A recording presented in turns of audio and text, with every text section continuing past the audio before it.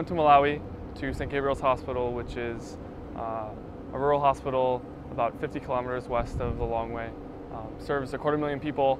They have 2 doctors, a handful of clinical staff, and they've essentially turned to a network of about 450 volunteer community health workers to serve as health advocates and primary care providers in their respective communities.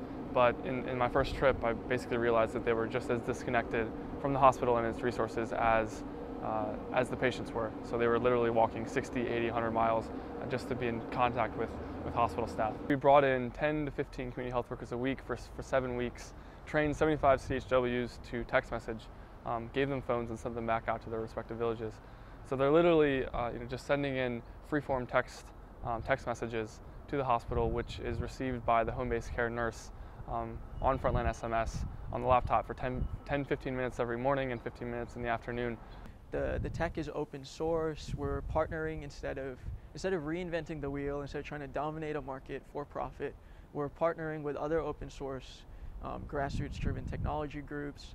So when people hear our proposal, they think it's going to cost millions of dollars.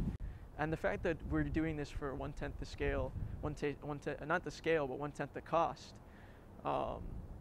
I mean, I don't know. I find it hard when people want to argue at those points. Obviously, St. Gabriel's is not the only hospital dealing with a rural catchment area and a community health network.